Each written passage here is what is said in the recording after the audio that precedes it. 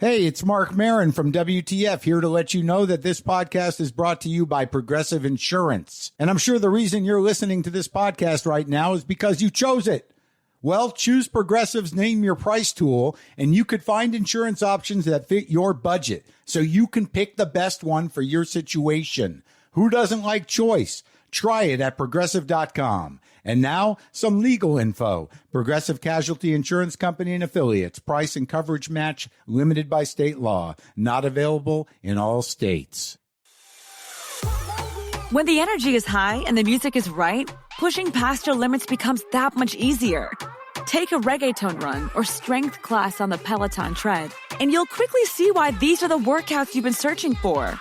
Every day brings new challenges from expert coaches who train and speak the same language as you do. Level up your workouts with Peloton Tread.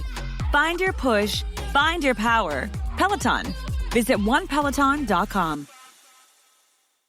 This is a mini meditation guided by Bombas. Repeat after me. I'm comfy. I'm cozy. I have 0 blisters on my toes. And that's because I wear Bombas, the softest socks, underwear, and t-shirts that give back. One purchased equals one donated. Now go to bombas.com/ACAST and use code ACAST for 20% off your first purchase. That's BOMBAS.com/ACAST and use code ACAST at checkout. Surviving Sister Wives contains adult content that may not be suitable for Latter-day Saints or sinners. Listener discretion is advised.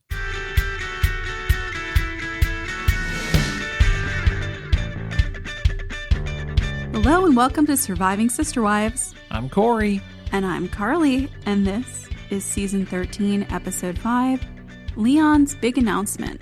Was it, though? It was kind of like a not-so-important element of the episode. It was Leon's oversight. Oversight? Well, yeah, just glossing on through. It was one little piece of the episode, a snippet, if you will. It was more like a disappointing announcement because everybody was waiting for an engagement. It was a bait and switch. You cannot announce anything in this family that anyone's going to be happy about unless it's an engagement. Even babies, not always welcome. When you've been Robin dating, knows. When you've been dating for over a year, it's time. It's bound to happen. I could not believe, was that Christine who said that in the background? It's time. Well, I think for her it was time because she's used to Tony McKelty pace. Again, that has thrown everybody off.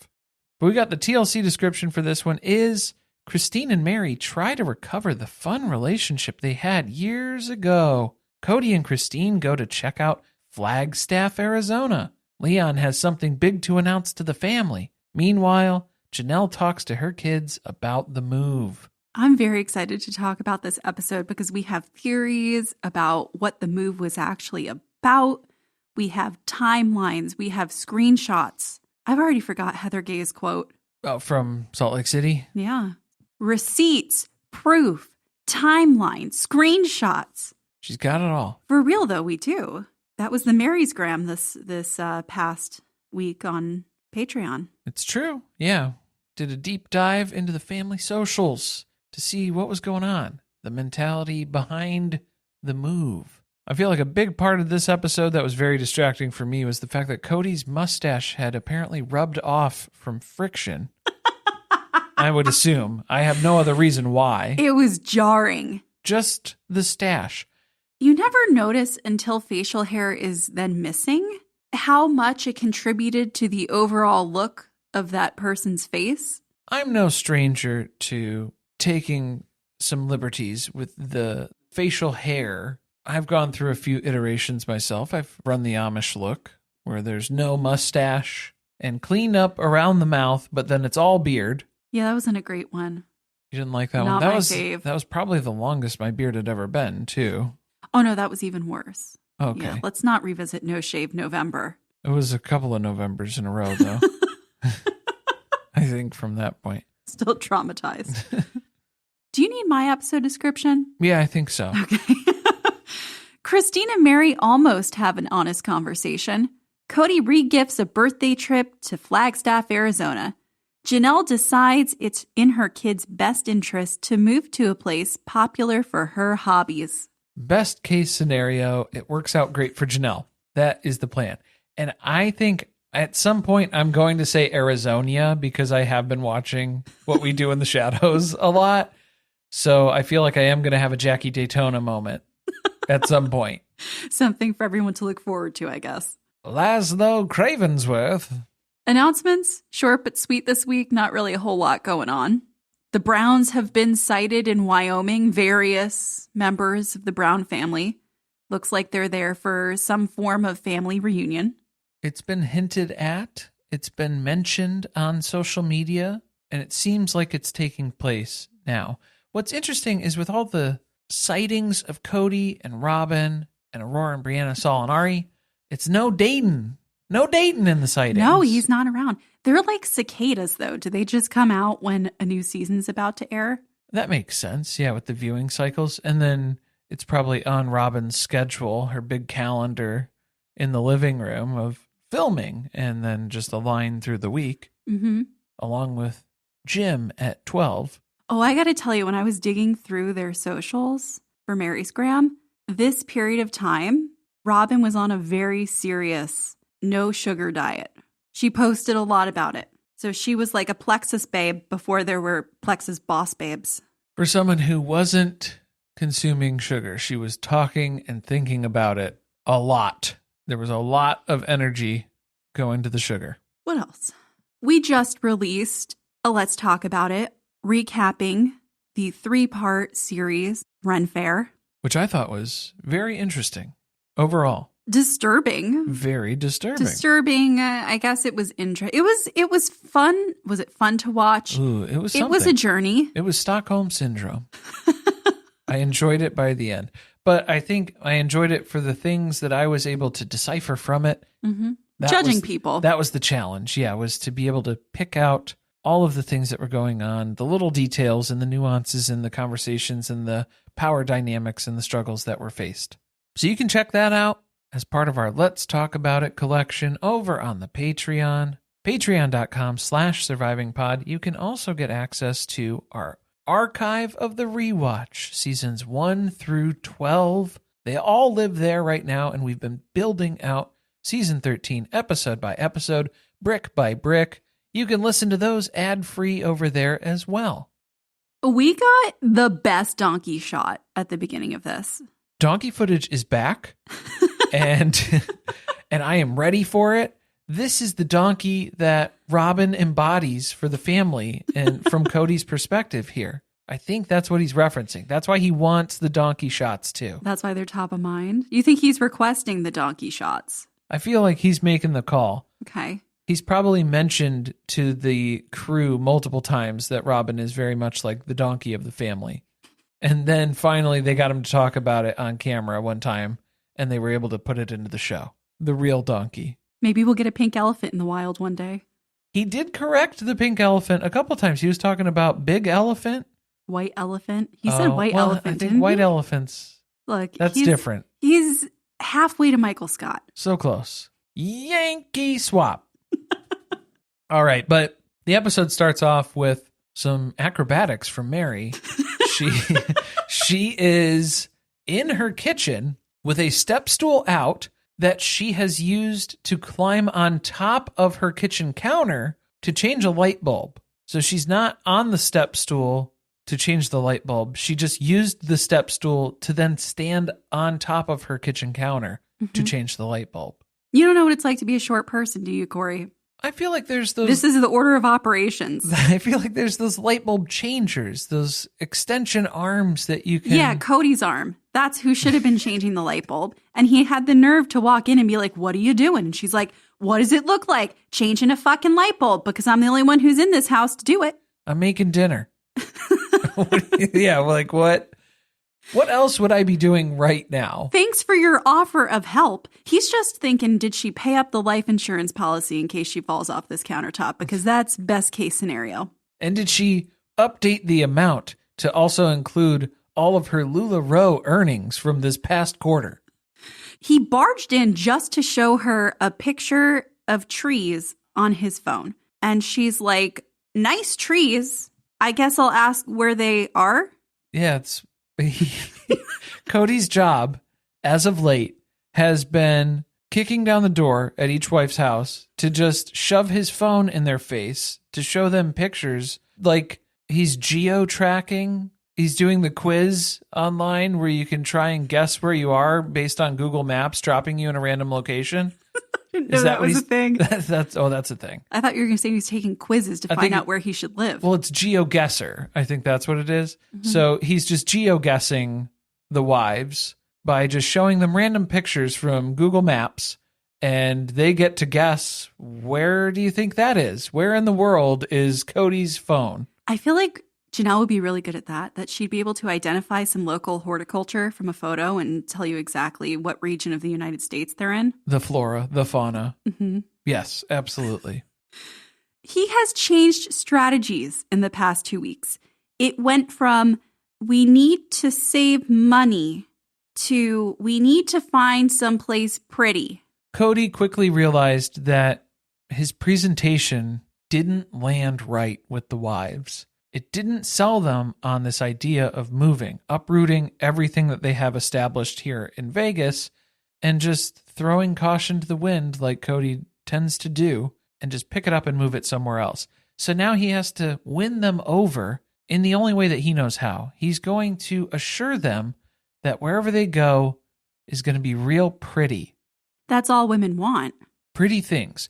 He wants affordable, allegedly, but he's now trying to sell them on Flagstaff, Arizona, which he admits is by no stretch of the imagination affordable for their budget. It's also not really perfect in terms of what's currently on the market. He sees lots of different lots. There's different homes available, but really the ideal thing would be to build one big home, which Meri acts like she did not hear. Those words were not uttered in this kitchen. I don't know if people realized how many times the one big house is brought up as part of this Flagstaff move. I feel like that was overlooked a lot, and that was something I wasn't aware of, how early this started.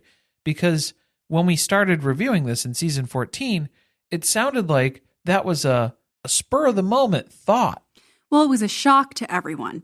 And that's clear from this episode, that no one knew what they were signing up for. Well, Meri, based on her reaction when she says nothing. She doesn't even dignify it with a response. But she gives him the look. Mm-hmm, that ain't happening.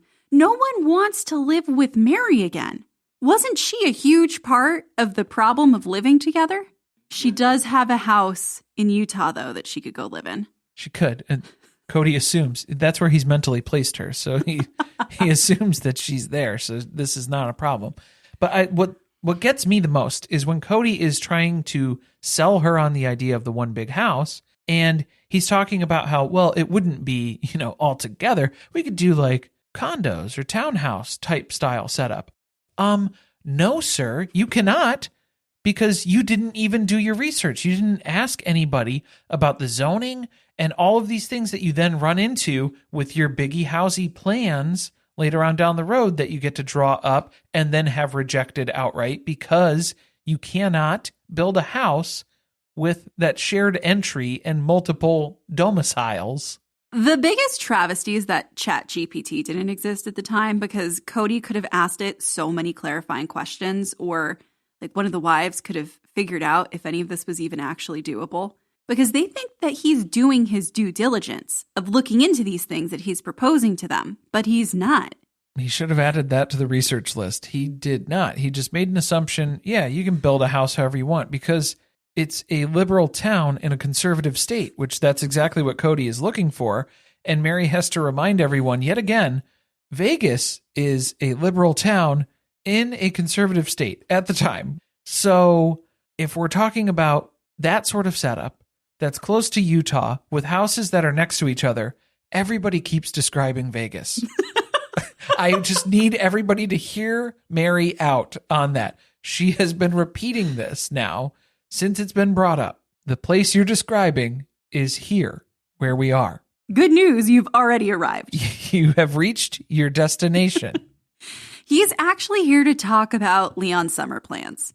Or I guess since he's here, he's going to entertain Meri with hearing what's going on in her life. It's more so the first part. I think he heard some stuff and he needs to check with Meri if Meri messed up that conversation, because he doesn't want to have any tough conversations with Leon, because it's not just Leon that's moving into Meri's house. It's Leon and Audrey. Their leases are going to be up, and so they need some place to live for the summer. And Meri has this big empty house with a lot of rooms. That seems like the perfect situation, as long as they stay in separate rooms. Well, at first, Kody was suggesting that one of them stays with Meri, one of them stays at Christine's house. In a whole different house. Which that seemed a bit drastic when everybody gives Meri shit for having a big empty house, and then she's trying to fill it up with people, and then you're giving her a hard time about trying to fill it up with people? Unwed people. That's not acceptable. That's signals. not in alignment with our values. He does compromise. You know what? They can live in the same house together. They just can't sleep in the same room. 2 rooms, that's where we can meet in the middle here. That's the common ground. But it needs to be expressed in a way that is what's happening. It's not an option. It's not a suggestion, Meri. So you got to lay down the law. I found this part fascinating when you think about everything that happened during COVID, because she doesn't really seem to care. Either way, whatever they wanted to do didn't really seem to matter to her. But because Kody's now coming in and saying, these are the Brown family values and they need to be followed, you need to be the one to enforce it here. And she agrees, fine, I will do that. To which, did he dab at her? What did he do? He gives her like 2 pointed fingers. That's exactly what I meant. That's what I wanted. Bingo. Bingo, you're going to do what I asked you to do. So that way I don't have to talk to Leon about it. You need to talk to Leon about it. Keep me out of it. He's still the fun dad. This is where Meri brings up the mention of, with the leases being up for Leon and Audrey, there's going to be a move that happens where they're going to have to get all their stuff into Meri's house, which would be really nice if she could have some help from Kody for that part of the activity there. It's going to be a lot for her to deal with on her own, and Kody is probably scheduled to work again, I'm assuming, whatever date that is. He doesn't know the date yet. His excuse is even worse. He's too busy with the hypothetical family move. He's all booked up with their theoretical move at this point that he cannot help with an actual move. That would be too stressful. Please do not ask that of me, Meri. She opened the door, so that means he's going to go back to talking about the move and how hard it's making his life. We're going to get off the subject of helping Meri in any form or fashion. He's telling her that some of the wives are on board, some aren't. Which basically means that nobody's on board, because Kody's mind works in absolutes, where it's either everybody's on board or nobody's on board. Who do you think is? Let's go through it. Robin, obviously. This was her idea. 100%. This was her idea. They planned this together. I feel like Christine is leaning towards being on board because she has to win favor with Kody. So she was an easy one to sway. Janelle is the one that was kind of holding out, but now they're finding a place that she's into. And that's probably why Cody's been more attached with Flagstaff. And that's why he's finally bringing a picture of Flagstaff to Meri's house to show her, hey, this is what everybody else has decided on. You get last pick. You get the scraps. Which tree do you want to mark? I love that Meri's a free agent. She's like, look, if there's a wife who really wants to stay, I'll side with her. And if everybody wants to go, I'll go. So she admits, admittedly, she is taking that role of, you can have me be the last person to flip, because basically I'm all in on Vegas. As long as anybody else wants to stick around, I'm here too, because that's my choice. That's my preference. But everybody else, according to Kody, needs to get on board with the fact that anywhere besides Vegas is home. So we have to get out of here right now. At least she's not saying she can't decide. The problem is that nobody can decide. Where is the big question that is on everyone's mind? And then they're trying to pin this down, but where they're landing and what they're going with doesn't seem to align with any of the reasons that we got in the last episode. And a big part of Kody's presentation that took place just 5 weeks ago in terms of the filming storyline. He doesn't have time for this shit. He's too busy. He starts looking at his phone while they're having this conversation. Then he apologizes. But it was just to bait her into an argument, because then he says, well, I don't have any time. Like, all of my free time is consumed by researching and trying to find a place for us to move because no one helps me. Did he apologize? I thought he just went into his default mode of just thumbing through his phone, like normally when he's at Christine's house in Flagstaff. Maybe I was wrong. I thought he looked up and said, sorry, I'm just so busy. It was not a sincere apology. No, it was more so, woe is me. Look at all this stuff that's on my plate. And that's where we lead into a classic Kody Meri fight. That's how it all starts, because she did not appreciate that comment, feeling like he's implying that no one else is going out of their way to help him. And she asks if she can borrow some of his free time because she doesn't have any. After she just got done asking him for assistance with something, and he said no. So then Kody is then complaining about how nobody's helping him with anything. Nobody's helping Meri. I guess he also forgot that she's running 2 businesses right now. Cody doesn't want to get showed up, so he's going to take this as his signal to leave her house. And now she's kind of upset that he's leaving, but she kind of pissed him off. And so he's going to punish her by removing himself from her home for an extended period of time, I'm sure. I'm not going to come back until I find more pictures of trees in Flagstaff for you to look at. I won't be back until it's time to pack things up in the truck and we're leaving. For your move to Flagstaff, Meri, not for Leon and Audrey's move to your house. We had to endure more wedding storyline from Mitch and Aspen. Did you notice that every time it's a wedding scene, you start with, Because I'm tired of it. And I feel bad because I don't know if I'm taking it out on Mitch and Aspen's wedding, but this is the 3rd wedding now. And they film it in the exact same way pretty much every time. So I'm not here to watch Say Yes to the Dress. Well, luckily, it's not. We're watching Dancing with the Stars this week. They head to a dance studio so that they can have a choreographer help them with their first dance, which kudos to Aspen. She made sure she would not leave her wedding on a gurney with a dislocated shoulder. Yeah, she doesn't want to have to ice it down her entire honeymoon, because just the organization, the choreography, she wants things to be very planned and structured. That's just first daughter in Christine's home syndrome. That's what happens. That's exactly what happened to her.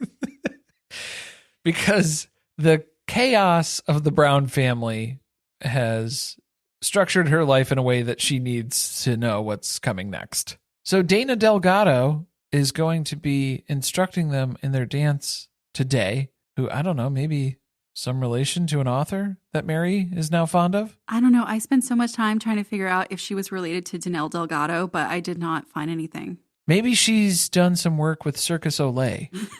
We can only hope. She's very qualified, I am sure. But we find out that Aspen and Mitch have never danced together. Not like Tony and McKelty, right? Premarital dancing. Did some, the horizontal mambo. Oh my goodness. The Rococo bang. Mitch, though, has experience. He's done a little ballroom dancing before. A little foxtrot here and there for old Mitchy boy. He is truly a Renaissance man, is he not? Well, Aspen had no idea either, so she's learning so much about Mitch on this dancing trip here. Maybe we're not ready to get married if we don't know things like this. Maybe we could wait a little longer. You didn't know that I had to tap dance in middle school. Well, I could understand why maybe you wouldn't reveal that information. Correct. You bring it up when it's relevant, but... Their first dance is going to be to Dream a Little Dream. They actually had a story for this. It was playing in the restaurant during their first date. They both had it stuck in their head before and after the date. So it's like a serendipitous type thing that led them here. The version that played made it very hard to understand how the dance correlated. It felt very Mr. Sandman. Not Enter Sandman, but Mr. Sandman. Well, this is a very old song. Yeah, I understand. But it also made me want to go to sleep. It didn't make me want to get up and dance, Maybe she's trying to keep everyone seated for this wedding. Stay off the dance floor. I don't need any more pics of dad dancing. Throwing people around left and right, putting them through tables. Because then we have all of the wives who have to recount their weddings. Why was Meri so surprised at the thought of a first dance. When they cut to footage of her and Kody dancing, what looked like a first dance? I don't know. I mean, it's implied that the first time you dance together at your wedding that's just called the first dance. No? I mean, I wasn't there. I'm under the impression. And then she was saying that, oh yeah, it was weird because normally at their types of weddings and receptions in their community, they didn't have dancing at all. So that was why it was shocking and different. But for Meri to be so confused by this concept, but then she has done that, I don't know why that didn't really make sense for me. Well, all of them were acting like they really didn't know about the tradition of a first dance, except for Robin. Well, Robin's hip. She's with it. She's hip to monogamous weddings, is right. what she is. She knows that jive. They didn't really learn much. It was really just like watching Aspen promenade around Mitch. Yeah, Aspen was very impressed with Mitch's dancing, but from the footage that we saw, Mitch wasn't doing much of the dancing. He was standing very stationary, and Aspen was wildly impressed by that. It was giving Bridgerton. No, you don't care? I didn't see dance scenes in the... Well, I mean, there are many dance scenes in Bridgerton. The one with Draco Malfoy. That was about it. But I think, yeah, Aspen just continuously talking about how Mitch is a better dancer and how she's going to need to practice at home with him. The horizontal mambo, perhaps. Maybe. That might be one to start. Maybe they're... No. You got a box before you can fox, Something like that. Well, so much for the heartwarming scene, because now it's time to revisit some old drama. We're back at Meri's house for Confronting Meri Part 2. Well, Part 3, that episode was split into 2 parts. Oh, gosh. Yeah, so it is a continuation of a continuation. It's like a soap opera. What happened here, which made this confusing? And I had to go back and look at when the episode aired to understand why we would now revisit this conversation.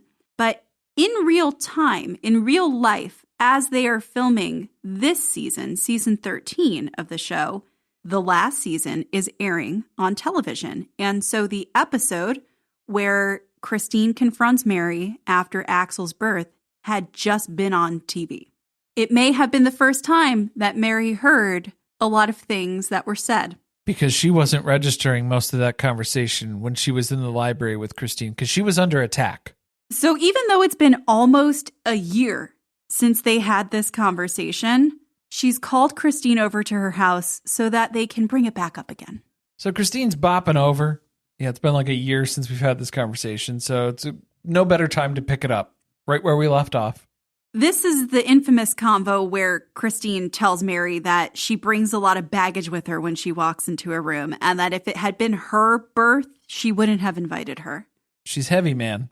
But this is where Meri recounts on what used to be the good years, the early years between Meri and Christine, and then it took a turn at some point, but nobody alludes to any ideas as to when that turning point was. Every one of them starts out friends with Meri, though, and then something bad happens and keeps happening. Yeah, it was like the courtship with Kody is where it's good. And then as they soon didn't as court, remember? They skipped that part, Christine and Kody. I guess, but so yeah. Things were going very well between her and Meri. And then they just jumped right into a marriage. And then as soon as the marriage happens, that's when you lose her. Meri opens the conversation by trying to smooth things over. She tells Christine right out the gate, so she knows where she stands with her, that she understands that what she was trying to do was improve things between them, not hurt her feelings, even if the words that came out were not the most effective. Christine is aware that she didn't handle the first conversation so well. She has some regrets. Meri at least starts off with a compliment. It's a good start to the conversation, but then we get some feedback. Let's maybe work on how we can have conversations in the future where we both feel more safe, because that conversation in the library was not safe at all for Meri. Christine really needs to work on how to confront somebody. Meri's doing a lot of work in therapy that she alludes to throughout this conversation. Christine needs to take a page out of her book. I think Christine's afraid to go to therapy because she's going to get unzipped. You find some real truths. There's going to be stuff that comes out that she's not ready to deal with. She doesn't want to face it. it's too much to handle. It's too much to think about. She can't even have a honest conversation with someone who she's known for decades because Meri's asking her, when did things start to go downhill? And Christine knows. She says, it all happened when I shut down after truly being born. I closed everyone out. I shut down on lots of relationships. And that's when things started to become more awkward between us. And Corey, may I ask, what did that time frame coincide with? Well, it's interesting that Christine mentioned it was when Truly was born, right around the time when Truly was born. There was also a pretty big change that happened within the family at that time as well, when Robin joined the family. And may I ask, who was one of the biggest supporters in having Robin join the family? Well, that would be Meri, the number one cheerleader. I wonder why Christine wouldn't have gone to Meri for support at that time. So Christine's kind of avoiding this a little bit. A little bit, a lot. Yeah, well, she's avoiding, even just in this conversation, addressing those sorts of topics with Meri. Neither of them will talk about what's really going on. They talk very surface level, and I wish that they would have a real conversation because they have a lot in common in terms of where their relationships are at within the family. But instead, Christine turns it on herself. She says, oh, that's when I shut down. I withdrew. I set these boundaries of just focusing on being a mom, and I kind of limited my exposure to these other things that I used to be responsible for and took on and was overwhelmed by. Well, and we get more of that centered concern about the problem being within when Meri talks to her about a few years back in 2012, when she hurt her leg skiing. We get the footage where Christine's sitting on the bed while Meri's got the crutches next to her. And Christine had come to her to talk about the fact that she was really struggling in her marriage with Kody. Seems like a topic that Meri would have some sage advice to share. But instead, Meri tells her that you just need to focus on fixing yourself. The problem is within. You can't control other people. You can't fix Kody. You just have to make yourself likable, lovable, and then he'll come around eventually when it's easier for him. That was gross. And that's actually not the part she's apologizing for. It wasn't like, hey, I gave you really bad advice. She did admit to it was bad advice at one point in the conversation. I don't think she did. She reiterates the advice at one point towards the end of this. No. This is the weird part of this conversation. Meri was apologizing for that conversation, the footage that we saw, and the advice that she had given Christine was, you got to work on yourself. You have to fix yourself. Do it from within. You can't change anybody else. And then we end this conversation, this current conversation that's happening right now, with Christine giving Meri the advice, you have to work on yourself. You have to do it from within. It's just this cycle that keeps going back and forth between these two people where we're not actually addressing stuff. And it's just ingrained in them so much. I don't think they even realized that they were doing it. But Christine is regurgitating the bad advice that Meri just apologized for on their last one. See, I took it differently. I thought that what she was apologizing to Christine for was that she wasn't upfront with her in that conversation about the fact that she too was also still struggling in her marriage with Kody. She acted like things had been resolved and that the advice that she gave her had led to the end of the conflict between them. Okay, yeah, and it was, Meri was basically saying, I'm sorry that I made you feel alone in that. Mm-hmm. Because I was in the same fucking spot, just like we both are right now, if we would be honest with each other. But then Christine's not being honest. She's saying, I remember the times when things were bad. Yes. You're living it right now. We know now, current day, that she was seriously contemplating leaving the family at this point in time. And here she is telling Meri that that's all in the rearview mirror. Things are great between her and Kody now. These are the types of conversations when Christine is having these dialogues with people. This season, more than ever, Christine is so out of it. She is just out of touch with everything. And she's being fake. So fake. I understand why others are having a hard time connecting with her. Because we're watching this interaction as someone who doesn't even really know her well. And she's coming across so inauthentic. She does kind of have the hints in there too, because in her aside snippet, the one point she says sister-wife relationships are really hard because it's tough to watch Kody have a good relationship when hers is bad, and also simultaneously be friends with that woman that Kody is having a good relationship with. We know that that's been an issue. We know that that's Robin. We know that that's still happening. I feel like maybe a part of this too is that Christine doesn't want to reconcile with Meri at this point because she's concerned about her standing with Kody. You do not want to align with Meri at this point and get yourself associated with Meri at this point in time. No, they talk in this conversation about how Meri's on the outside looking in. You don't want to join Meri on the outer part of the family circle. So Christine basically invites her back into the family circle by blaming her, saying, yeah, you are on the outside. Maybe you should just get back into the circle, while simultaneously being ignored and rejected from so many different things that the family's doing. You know what would make that so much easier, though? You have to go to the Kody Whisperer. Her name is Robin Brown.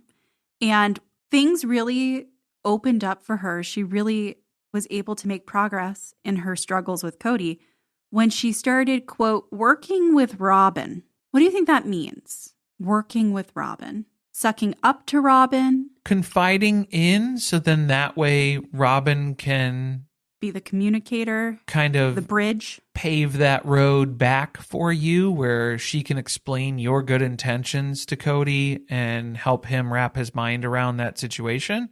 Maybe. I don't know. There were a couple of lines that Christine had said because I don't think she knows, and at least she's telling the producer these lines because I feel like that was stuff that she was saying in the library conversation that was way out of line. But she's just telling the producer, I think Meri's at the bottom. The only way you can go up is when you hit the bottom, and Meri's there.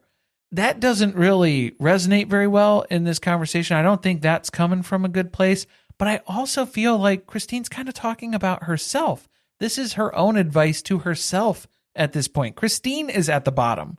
She's trying to do this because when she's talking to the producer, she says, just decide. Just decide to be a better wife. Just decide to be a better sister wife. That's it. It's that simple. Like, that's what she wakes up every day and tells herself as an affirmation, is that it's just a choice to be a better person, to sweep all the problems under the rug, to keep sweet, to keep your husband happy, and then you won't have any problems anymore. Well, that's where Meri's like, I don't know how to do that because it doesn't feel like I have a marriage. So how can I feel like I have sister wives when I don't even feel like I'm married to the man who's married to my sister wives or supposed sister wives? That's really hard to convince yourself in that when you don't feel that at all. That was the whole issue with the last conversation in the library too. Meri gets guarded when she doesn't feel loved and accepted. And Christine understands that. It's not like Meri's an enigma in terms of where her emotions are coming from. I did enjoy the part where she explained that her face just looks like that. She's not angry all the time. She suffers from a condition called RBF. The resting bitch face. Resting bitch face.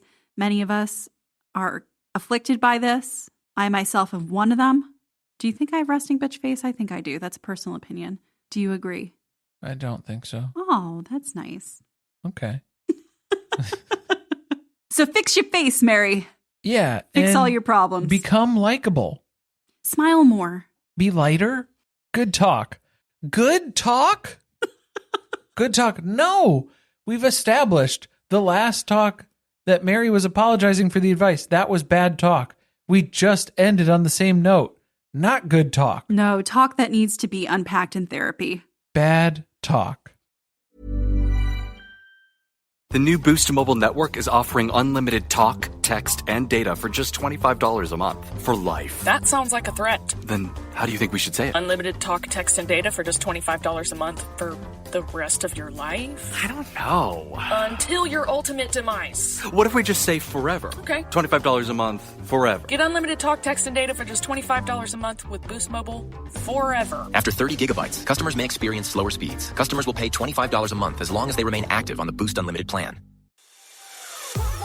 When the energy is high and the music is right, pushing past your limits becomes that much easier. Take a reggaeton run or strength class on the Peloton tread, and you'll quickly see why these are the workouts you've been searching for. Every day brings new challenges from expert coaches who train and speak the same language as you do. Level up your workouts with Peloton Tread. Find your push, find your power. Peloton. Visit onepeloton.com. Explaining football to the friend who's just there for the nachos? Hard. Tailgating from home like a pro with snacks and drinks everyone will love? An easy win. And with Instacart helping deliver the snack time MVPs to your door, you're ready for the game in as fast as 30 minutes. So you never miss a play or lose your seat on the couch or have to go head-to-head for the last chicken wing. Shop Game Day Faves on Instacart and enjoy $0 delivery fees on your first 3 grocery orders. Offer valid for a limited time. Other fees and terms apply. How did you actually sleep last night? If it didn't feel like your very best rest, then you need to upgrade to the softest, most luxurious bedding from Boll & Branch. Their signature sheets are made from the finest 100% organic cotton and get softer with every wash. Millions of sleepers love their sheets, and right now, you can feel the difference for yourself during their biggest sales of the entire year. Hurry to bollandbranch.com to shop their best offers. Limited time only. Exclusions apply. See site for details. Where'd you get those shoes? Easy. They're from DSW. Because DSW has the exact right shoes for whatever you're into right now. You know, like the sneakers that make office hours feel like happy hour. The boots that turn grocery aisles into runways. And all the styles that show off the many sides of you, from daydreamer to multitasker and everything in between. Because you do it all in really great shoes. Find a shoe for every you at your DSW store or dsw.com. Another bad talk, just because it was underwhelming, is Leon and Audrey's announcement. They're over at Meri's house, and they gather, I guess, most of the family to hear what's going on. As many people who are in town that they can. The adults, of course, are excited that they think they could be getting an engagement. Kody has one reservation, though, about this relationship. Otherwise, he's completely on board with this marriage. Since they have been dating for over a year, it seems like a very serious, committed relationship. However, there is the lurking concern that Leon has only ever dated Audrey. That's the only person that Leon has dated, and Kody's just not so sure about that. He's never seen that before, except for in 2 of his wives. Yeah, Meri was the only one brave enough to speak up. And then Christine jumped in too, because same situation for her. Well, I guess it's a fair concern, because neither of those relationships went in a positive direction. It's true. Maybe that is a good sign. And Kody does have kind of a father moment there of legitimate concern. Let's not repeat family failures. Speaking of family failures, Mykelti has baby fever. Yeah, and Christine is all about it. On board. Tony, not so much. Tony's like, nah, slow your roll. We'll get to that. Not right now. Thank God for Tony. Go play with baby Axel and leave me alone. Pretty much everyone's here in the kitchen, except for Kody and Robin and Aurora and Brianna. Because they're on a birthday trip in, you guessed it, Flagstaff, Arizona. So that puts us right about April in the 2018 timeline here, current filming, because that's right around Aurora and Brianna's birthday. Their timeline. Birthdays are in early April, like within a few days of each other. So they're before Christine's, which is later in the month. Which we see in just a little bit here. But first, Leon has the big announcement. They've been accepted to Loyola. They're going to be going for their master's degree this fall and moving to Chicago. The Windy City. Audrey is going as well. Was Audrey accepted to Loyola too, or is it just a different school? No, I think the idea is that Audrey's going to start working. See, they were both West Minstrels together in Salt Lake City. So Audrey was majoring in marketing and advertising. Obviously, there's a pretty big hub for that in Chicago. So no one is more excited about this news than Janelle. She loves Chicago. Meri echoes that later as well. Maybe they should have just gone to Chicago. That would have been great. Leon is having a hard time finding one-bedroom places, so it sounds like there will be a guest bedroom available. So I guess we'll see if Janelle and Meri are going to be taking him up on that. Where are you looking that you cannot find a one-bedroom apartment? I don't know. I have a lot of questions. For everywhere that we were, it was 1 bedroom and then studios. So it was smaller than 1 bedroom, but 2 bedroom? I mean, I guess once you get up towards Loyola, it turns into like not as like. Was that River North? No, River it's North way up is there. way back down. Okay, yeah. By the loop. I don't know where Loyola is. That's what I'm You're going getting all at. the way up the red line. Oh, okay. Almost all the way. Not all the way. Then you'd be at Northwestern. Somebody's getting very upset right now listening to this. Uh-oh. I don't know. What is the mascot of Loyola University? We don't know. I have no idea. We're going to have to find that out. Probably not as exciting as the West Minstrels, which is probably also not. Well, it's not a real thing, but I know we're it's a making thing, it up. Yeah, thing we made up. Loyola University mascot is the wolf. So maybe it should have been a coyote. See what I did there? Nope. Nope, you still didn't get it yet. Are a wolf and a coyote the same thing? Uh-oh. Did you just bait me into We've that? got Carly fun facts, animal facts with Carly coming up. So I made the joke here just now. I don't know, you might have missed it, that the Loyola mascot is a wolf, and it should have been a coyote because they're moving to Coyote Pass. Okay, did you get that one? That's the first one. Now let's address the situation that you have created for us here, which is the conundrum of wolves and coyotes being the same thing. Is that the question that stands? It is. Are wolves even real? Are wolves real? Yes, wolves are very much real. You know what else is real? Coyotes. Coyotes are real too. Wolverines. Wolverines are real. Yes, they are real animals. I was going to say not real. I know. That's usually where you lean. Oh, man. Think of wolverines and wombats. Those are real. Okay. Oh, Carly's face when I said wombats, though. I just didn't know why we would correlate these animals together. They're both real. Okay, real just category. like wolves and coyotes. Okay. Good. Now that we've got that covered, I think we can continue safely. St. Patrick's Day in Chicago. That's something we're familiar with. Yes, very much so. I'd never seen anyone care about St. Patrick's Day until I moved to Chicago. It is the mile marker event of the year. It is celebrated the whole month of March, essentially, start to finish, at least the first 2 weeks leading up to. Definitely. It's everywhere. That was strange to me. They are very excited about the novelty of the river being dyed green. And then they kept saying Green River. And then I wanted a Green River soda. Of course. Yes. It is a staple. It is a classic. It's a necessity. We better find some on Amazon. I really want some now. Yeah, it's easy to order. It's not sponsored, but it's okay. Hit us up, though, Green River. Pretty sure they don't advertise. Okay. For anything. They don't ever. need to. They don't. It's delicious. It's fantastic. What would you say it tastes like? It's kind of like very limey. It's a more limey version of like a 7-Up or a Sprite. Okay. Because I feel like Sprite has kind of that little hint of lime. So if it's got a little zip to it. If it's more lime, then it's Green River. It is very green, though. So that's the only thing that concerns me about it. It's not natural. Very unnatural. Not found in nature. Yes, correct. Unlike Wolverines. Unlike Wolverines, wolves, coyotes, and wombats. Mm-hmm. Anyway, cool. We were kind of hoping you'd be announcing an engagement, but I guess getting into school is cool too. As long as it's in Chicago and I get to come visit, I'm down with that. Kody has made it back from Flagstaff, but there's no rest for the weary. It is time to hit the road again because he is taking Christine on a little trip for her birthday to none other than Flagstaff. And he's also hitting her ass while she's packing her bags. Yeah, I guess things were going a little better between her and Kody. He was just showing it up for the cameras, playing it up. Our freaky bitch told us when she wasn't getting any anymore, and it seems like maybe she still is at this point in time. Maybe. I feel like Kody was buttering up most of the wives. That is true. Buttering up and battering up, I suppose, with the brownie batter.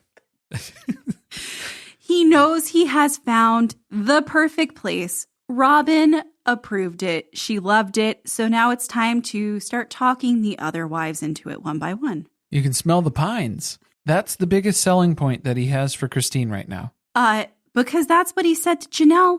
And Janelle creamed her pants. Well, you know that she loves the smell of pine.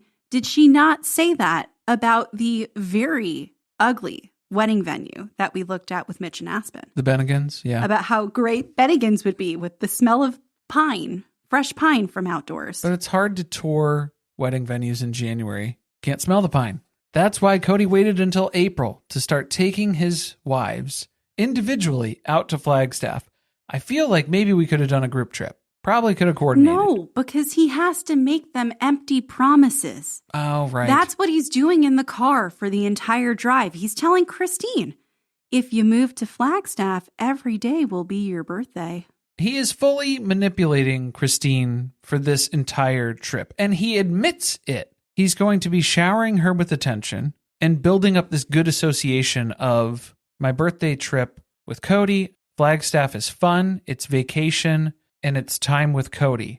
That's the association that he wants to build in Christine's mind. Isn't that exactly how he got Las Vegas? He took Christine and her kids on a trip to Las Vegas shortly before they moved there. Kind of. It was it was like an hour north of Vegas at that weird resort. They couldn't drive any further than Vegas. They could not have a destination any further beyond that. Those cars were very unreliable at that time. The cars? Yes. The vehicles, the tires, I don't think they would have been able to hold much longer. I feel like it was user error. Let's not blame the vehicles or the tires. I feel like load capacity had a lot to do with it too. We get another dishonest aside from the wives, where they're all talking amongst themselves on the couch about when they're going to tell their kids about the move. Robin makes it very clear that she is not telling her kids until she knows where they are going. Which joke's on us because Robin already knows where they're going. So yeah, she has had those conversations with her kids. So technically, she was telling the truth. She wasn't going to have those conversations until they knew where they were going. She knows where they're going. So she has had those conversations with her kids. Christine did soft launch the whole move already. And it was a good thing she did, because she ended up finding out that Gwen was not nearly as upset about it as she thought that she was going to be. So Christine was probably a little disappointed because then now she didn't have an excuse. That opportunity to stay in Vegas and fight that fight, that's completely out the window now. If Gwen is okay with all of this, there's no chance that Christine's going to be able to stay behind on her own. The most important part of this, which was very much glossed over, was where Christine says she told Gwen that she can't guarantee their safety here. Which I need Christine and all the parents in this to understand that's not anything anybody can offer. You can't guarantee safety anywhere. As soon as you step outside your door, even in your own home sometimes, stuff happens. That's what Robin can't get her mind around either. That's true, but something very bad did recently happen. I understand. So this is a very specific example, which we spend about 90 seconds glossing over in this entire hour and a half episode. I cannot believe that I can believe they didn't talk about it more because I think there are other factors at play. But Christine mentions the 2017 Las Vegas shooting that happened on October 1st, 2017.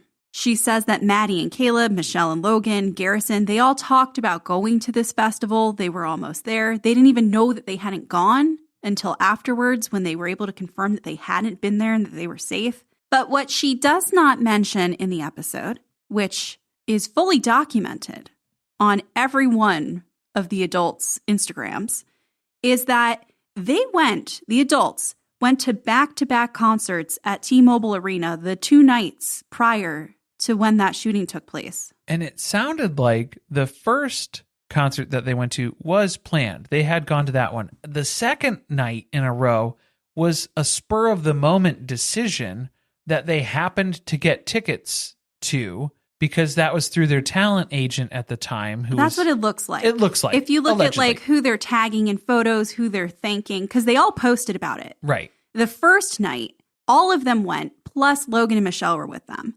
The second night, definitely, it looks like at least Kody, Janelle, and Christine were there. So then maybe there was an opportunity where there was a choice to be made of going to that one or getting tickets to that festival as well. But it would have been 3 nights of concerts in a row, which Janelle had even joked that they were probably going to regret doubling up for the second one 2 nights in a row. I don't know that they were going to go to the festival, but it could have been. But I think there's a lot to be said about excluding that very big piece of information. I think we know Robin is very worried about what is going to happen to the kids if something was to happen to the other adults. She stayed behind when everybody went to the protest because she was so worried that if they got arrested that the kids would be home alone and they wouldn't have an adult with them. You don't think that she would have been really, really terrified by the fact that 24 hours before, maybe 48 hours, depending on if she went to the second concert, they were just downtown, down the street from where that took place. And if it's not top of mind for Robin, then definitely for Aurora, who has anxiety in that household and maybe was struggling with coming to terms with how close that was in proximity to where her parents were. I don't want to speculate too much, but clearly it's a concern for Christine because she's talking about it. She talked to her kids about it. And that was what we were confused about when Robin was saying things like, the schools are changing. Things are changing here in Vegas. Vegas is changing. We didn't know what that meant. It was too vague, and we weren't sure what they were talking about in the last episode because they didn't want to come out and say it. So now it's kind of hinting a little bit more at that side of things because maybe with schools changing, maybe it was policies that were being enacted around that time for safety concerns. It's very real. It becomes very real. Well, when things like this happen in a community, the community responds and says, how do we ensure something like this never happens again? And they do things like practice in schools, change the amount of security that's present in various locations, things that maybe you took for granted that you didn't think about as much before. I feel like that has a lot to do with what they mean by Vegas has changed and that Vegas isn't home and that my mom didn't want me to grow up here. So she made the sacrifice of living in St. George so I didn't have to grow up in Las Vegas. I just think the pieces are starting to come together a little bit more when you dig further into this being a bigger part of the puzzle than they let on. The other side of this being, what would the default choice be for Dayton to go to school? Probably UNLV. Which is, again, right off the strip. Right. It's right down the street. Which, honestly, UNLV had a school shooting in 2023. So it's just, they're not off base in some of those fears. It is rooted in reality, unfortunately. But I feel like maybe that was going to be the path. And then as of October 1st, 2017, that option was eliminated from the contention here for Dayton to be going to college, staying close to home. We have to find something else instead. This is what I personally believe to be true, which does not mean that it is a fact, but this is kind of what I think happened. That shooting happened October 1st. I think Robin spent weeks, maybe a couple months, talking to Kody about how they needed to move. She didn't want to be here anymore. This wasn't home. They needed to live in a more rural area where it's not as densely populated. Things like this don't happen as much in places like that, which is, not saying that's true. I think that that's the logic train of thought that we're working with here. And she eventually got him to agree because he always gets the itch to move. By time Meri is having her B&B opening in early December, he has decided that they are going to be moving. I don't think that they knew where. Just the two of them were in agreement that they had to move. Kody and Robin were in agreement. Yes. Yes. So then the speculation, the things that are all surrounding this decision and what has kind of come to be the collective knowledge and understanding, there are so many facets to this decision and reasons for why this was happening. Kody's concerns about gun laws changing in Nevada, with Robin potentially applying to schools that are in surrounding states that are close by that they would have to move to help Dayton adjust and acclimate to college life. Well, I want to go back to your point about Kody. I think that that's the pink elephant in the room, that the family can't talk much about how they felt about this horrific event that took place because Kody has a business that has something to do with firearms. And that's not something you can publicly go on TV and They say. Clearly have not for years wanted people to know that that's what he does. Well, and then especially for him, he can't go on TV and say, hey, this is why we're moving out of Las Vegas. It has to be other reasons. And I think there are I think that was the catalyst. Mix. There's a mix. Every single thing that happens, there's a ton of different reasons and factors that play into it. Now, I believe that we had Robin and Kody in agreement on what was going to happen with the whole family. They had to get everyone else on board. And Kody decided that the best way to get a consensus was to lead with the reason that they had to leave Vegas to cash out on the equity of their homes. I think the plan was they could get Janelle on their side with the financial reasoning very quickly. And she would talk everyone else into it. And then Robin could jump on board and be the second one who chimes in and says, yeah, this sounds like a great idea. And when two sister wives agree on something, it's fact. So that was what they were trying to do, was convince one other sister wife. But they did not expect to be met with the opposition that Janelle was bringing in the initial plan meeting. No, I think that was a complete shock to them, that conversation went as poorly as it did.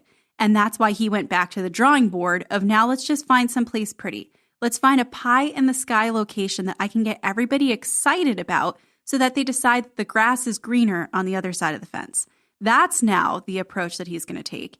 And it makes sense because very quickly, Kody has discovered that Flagstaff is an expensive location.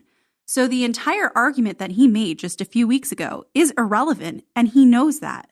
But also Robin's dream of sitting on a porch of one big house with her sister wives, kids, and grandkids all around, that's been looming too, because that's on her retirement list.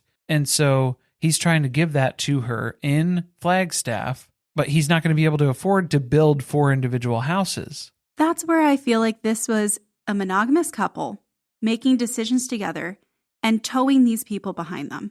They made the decision to move first, talked everyone else into it. They picked Flagstaff together and then talked everyone else into it. And this whole time knew that behind the scenes, their real plan was to build one house together, so that Robin could live out her dream of retiring on the porch with her sister wives and watching her grandkids. And when they destroyed that for them, it was the most devastating thing to ever happen. That was the way that it played out too, was Kody was hoping that all of these women would sell their homes in Vegas, they would land in Flagstaff, and they would have no other choice but to move into one big house that they're going to build, because that's all they can afford. That was when he was planning to break that news. Was when they got there and built the home. Which is shitty. He knows that he's getting them to agree to something that isn't going to come to fruition. And he's pushing it. Like it's going to be build your own adventure, create your own retirement, whatever you want, that's what you're going to get. And he's telling each and every wife this on their individual trips to Flagstaff. The other part of this too is the timing. It's the urgency. That's what Christine and Kody are talking about too. We have to do this before the end of the summer. So that's the other thing that doesn't add up about the argument about we need to think and take our time in figuring out where we really want to be. What he said during the presentation, this is our opportunity to choose where we go. Plan. Stop being reactive, but also make this impulsive, reactive decision to not be reactive anymore. Right now. We have to make it right now.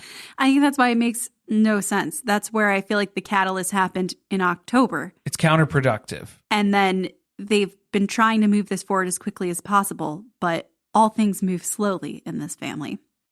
What's not moved slowly at all is Janelle completely changing her position on the move. Oh, man. Yeah. So Janelle has shifted quite a bit from Kinko's presentation 5 weeks ago.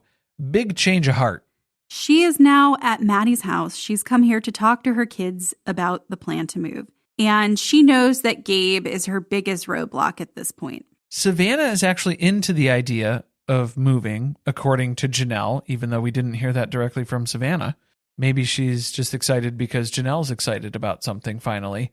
But Gabe is not thrilled. He's not a happy camper. No, and would you be when your mom was adamantly against this and then decided that Flagstaff is the best place ever, so now she has changed her tune because it's someplace she would really like to live? That is the part that bothers me the most, because no matter what's going on in this conversation, Gabe is already listing off all the things that he's built that he's worked so hard on over the last few years to establish his social circle, his girlfriend, his wrestling captaincy. He just lettered in wrestling. His scholarships that are on the line now, too, related to the wrestling. I just cannot believe how quickly her worries about how moving was going to affect her kids were suddenly deprioritized. Janelle didn't like the part of the presentation where they didn't know where they were going. Once they had a place and they said, hey, it's Flagstaff, she said, wow, that's really nice. And then she got on board. She was so against instilling this trauma on Gabe and Savannah as part of the move, like what she went through with Logan and Maddie and Hunter. But now that Janelle has the vision for it, a better quality of life that she was describing, what does that mean? By what definition are we improving the quality of life? That's where I wondered again, if by quality of life, they're referring back to safety. Although I think she thinks quality of life, she's very excited about the fact that she could walk outside and fish. It's outdoor. Or she could go camping. Or, she can smell the pines.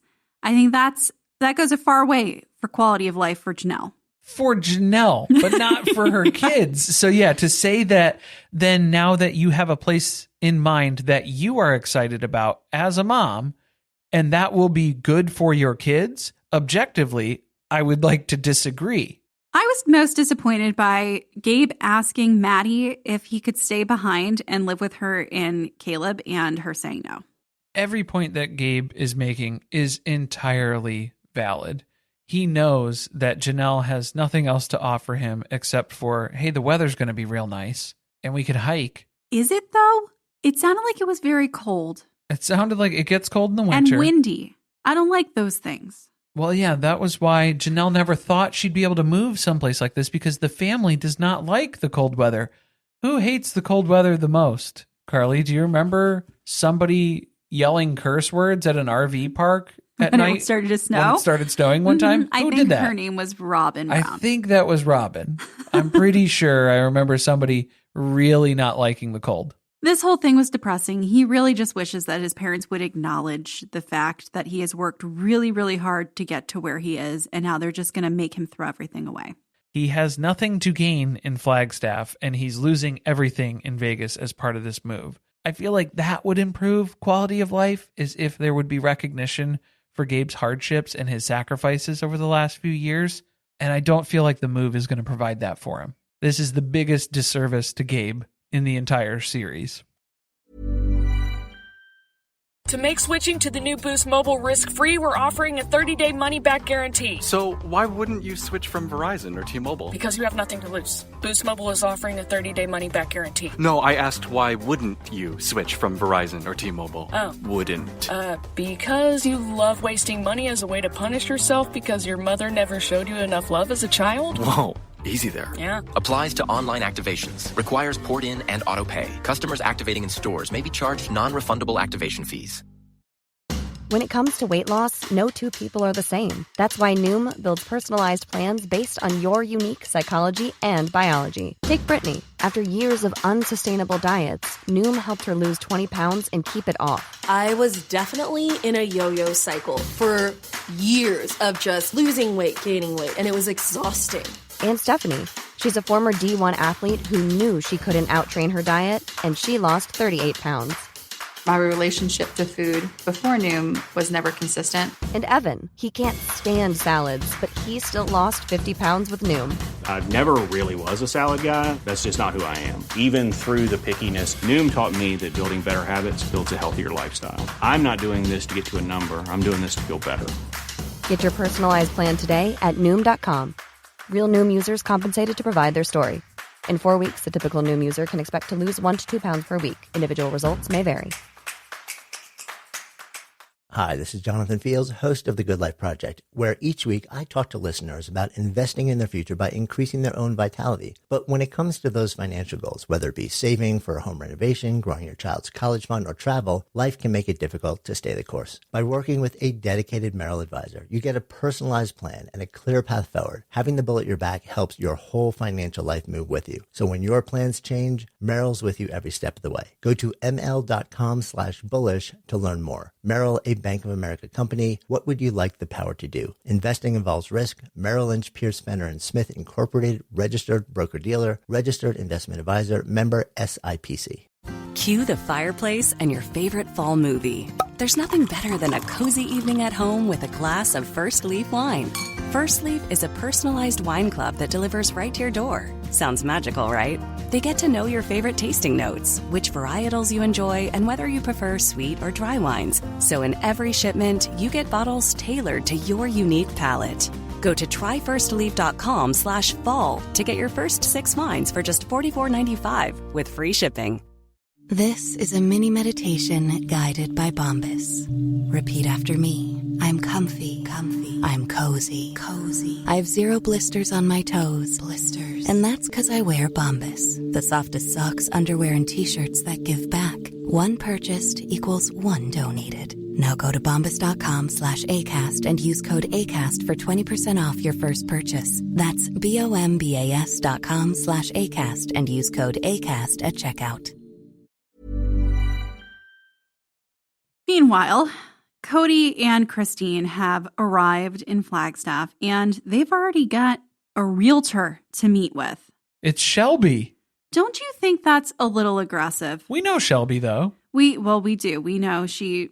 Well, not like personally. Looked at the children as they consumed prairie dog plague dirt. Yeah, and lightly suggested that maybe you don't put that dirt in your mouth because you could get prairie dog plague. She's doing better with just the adults around. Seems to be going better. The first place they go is to look at a bunch of model homes in a community that's in the process of being built. So this is very a la the cul-de-sac. And this is just another step in the progress here for Kody to get Christine excited about moving to Flagstaff. Look at this beautiful home that you can have that's quite a bit smaller than the house in Vegas and about 50% more expensive. Who doesn't get excited by looking through model homes? I think that that's fun. It's fun. It is a good time. But you don't have to move, actually. You can just look at them and be excited by the experience of walking through a home that looks much nicer than your own. And then leave and go home to your home. And then, and know that you can never afford that. And that's fine. But that's not what we're doing today. No, and this plan is a success so far because Christine is really impressed by what she's seeing. The quality, craftsmanship, the views. She's even excited by the smaller floor plan. Kody is alarmed by the smaller floor plan, though, because he knows he has 2 wives that like their things a lot, and he does not expect them to downsize. Was he talking about Meri and Robin? Yes. You think? Yeah, Meri has a lot of stuff. She has a lot of furniture. She has a lot of clothes for a business that she works too. But so that's not really stuff she's attached to. It's not knickknacks. It wasn't Janelle, because Janelle would throw half her stuff away. Just to move to Flagstaff. She would throw that boot lamp into a furnace just for a glimpse at this Flagstaff location. I hope that boot lamp is not. I know it's safely in storage somewhere. She did confirm that. She did. So, she had to downsize when they moved. Let's crack that baby out of that box. We miss it. They change locations to the east side of Flagstaff, which apparently is a whole different terrain than the other side of it. Is it the Dust Bowl without the dust? Because it's very, very windy. Can you imagine? You think you're getting kicked in the face with that prairie dog dust? Well, this one might not have prairie dog plague on it, though, so it probably technically would be an improvement over Coyote it's Pass. Everywhere. It's everywhere. Know. It's everywhere. I don't know. I know that Cody's hair can't handle the wind. No, this is exposing what is going on with that hairline, and we can't. He's concerned. He's asking, is it always this windy? Is it always going to be like this? And Shelby's like, yeah, pretty much every day. Always, forever. There's no trees. The way that the mountains sit, it just vacuum funnels right through this street. where we're building all these houses because the land was fucking cheap. Probably. You think that's it? This was the affordable spot. Yep. But now we're going to go someplace else. Get back in the car, and then we're going to flash back to Vegas because Meri is heading over to Robin's to find out what her trip to Flagstaff was like. She's got to get the lowdown on the trip to Flagstaff before she has to mentally prepare for her eventual trip to Flagstaff that she knows that Kody is going to reluctantly take her on very soon. He was definitely hoping she would just agree to it sight unseen. Well, he missed her birthday, so that is true. Robin is playing it cool. You can tell in her whole demeanor, she's trying to give away nothing. That's her poker face? That's her poker face. It's terrible. She is not going to give her own opinion, but you know what would be even better? How about Aurora, my child, whom Meri loves? Why don't you talk about your experience so that Meri can get an idea of what Flagstaff was like? That's not in any way manipulative.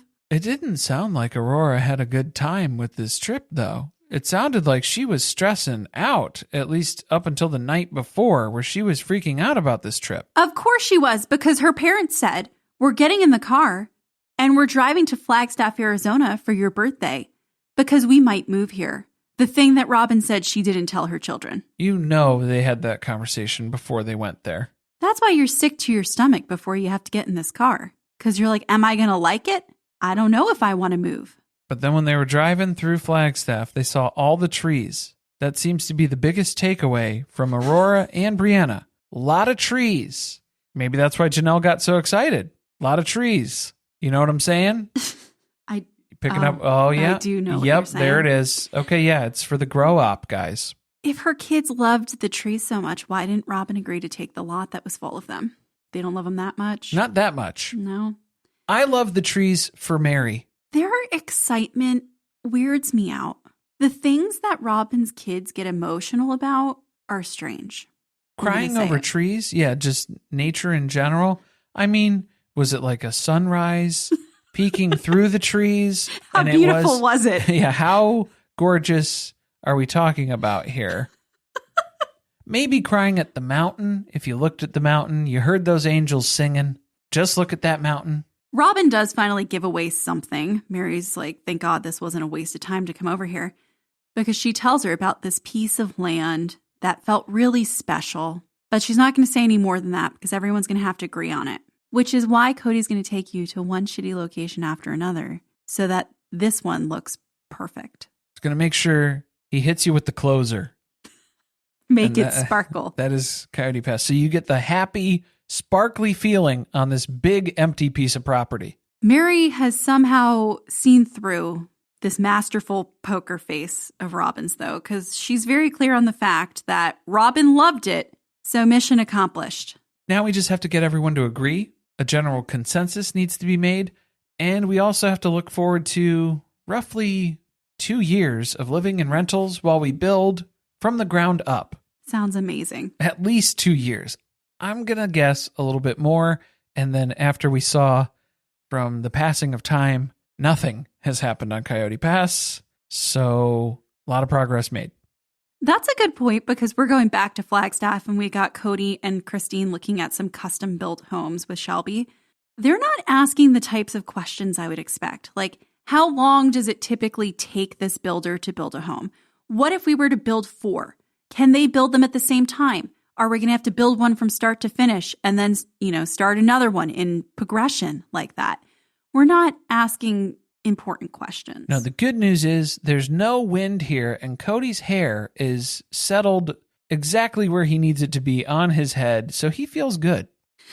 He's feeling better, but this house is a definite downgrade from the one that they have in Vegas. So now he's not so sure if he wants to do the move after all.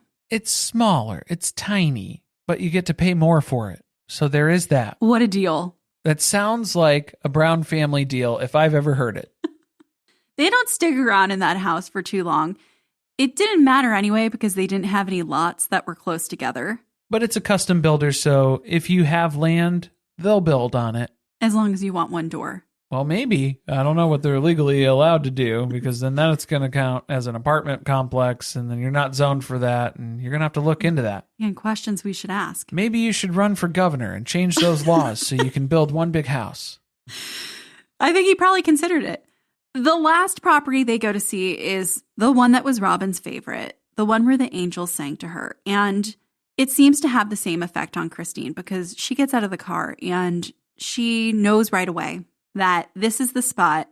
She wants to build a house. She wants to be able to look out the window in that direction at that mountain. She's going to be looking at that mountain for just a little bit longer. He's closed this deal. I think he knows that. Wife number 2 down. Especially with the pond. Christine's really sold on the pond.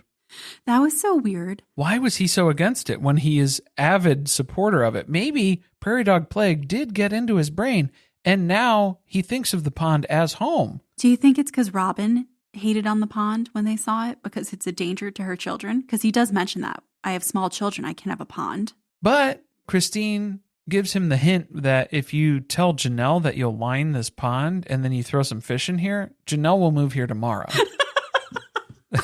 With her fishing pole. She's ready to go. She already has it packed, and she is ready to drop everything and list her house immediately to make that happen. It's just so funny because this ends up being such a point of contention later on that everybody's arguing over who gets the property with the pond. And yet Kody was not a big fan of it at first. I think everybody just agreed that they didn't want Meri to have the pond because they didn't want her to restrict access for everyone else. So that's how it ended up being Kody's pond anyway. Even though, friendly reminder, it's not a pond, it's a drainage ditch. Yeah, I don't think you can fill it in even if you wanted to. It serves a purpose. It's mountain runoff is what it is. What did you think of Shelby's salesmanship? Because she is seeing that things are going very well and she's ready to go in for the close. Fish on the line. Mm-hmm. She mentions that there was just a big price reduction on these lots. And it's, not going to last forever. So if you're interested in this once-in-a-lifetime opportunity to live on this beautiful piece of land where you can do anything with it that you want, you should probably talk it over with your other wives pretty quickly. I've never met a buying agent who tells you it's a bad time to buy, and I've never met a selling agent that tells you it's a bad time to sell. It's always the best time for what's happening. That is my consensus and general assessment of the real estate market. Everyone involved tells you it's the best time to do whatever they're trying to get you to do. The urgency is real. She is pushing this. Their busy season is coming up soon. The seller is motivated. They just had a price reduction. We might even be able to get a little bit more off there. I know pricing is a big concern for you. She did say that we might even be able to knock a little more off the price tag. But we have to do it now. We got to hurry. Well, nothing motivates this family more than making a decision without fully thinking out the ramifications of it. FOMO. They got the FOMO. But Christine would like to make an offer only if everyone agrees on the property. So Kody better hurry up and make that round trip drive again next weekend with Janelle and Meri. Maybe he'll just show Janelle some Janelle's already sold. photos. She doesn't need to go. Oh, yeah, that's true. They'll just say, Meri. Meri's left. The one trip he doesn't want to make. Next episode. Blocked by some of his wives from moving to Utah, Kody pitches Flagstaff, Arizona. He takes Meri to look at land and starts to tell the kids. Mitch and Aspen prepare for the wedding, but some of the younger kids have a meltdown about moving. And boy, Kody is really putting the hard sell on Meri for Flagstaff. He is actually putting his arm around her. They are spending time together. He is walking close to her, physical touch. Hugs that are probably sustaining her, upwards of 5, 6, 7, 8 hugs. All of her love languages, tapping into all of those on this trip.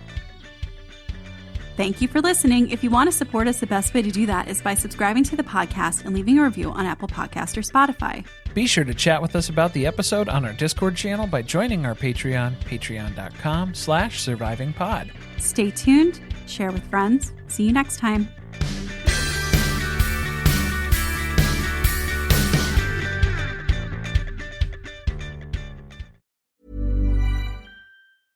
To make switching to the new Boost Mobile risk-free, we're offering a 30-day money-back guarantee. So why wouldn't you switch from Verizon or T-Mobile? Because you have nothing to lose. Boost Mobile is offering a 30-day money-back guarantee. No, I asked why wouldn't you switch from Verizon or T-Mobile? Oh. Wouldn't. Because you love wasting money as a way to punish yourself because your mother never showed you enough love as a child? Whoa. Easy there. Yeah. Applies to online activations. Requires port in and auto pay. Customers activating in stores may be charged non-refundable activation fees.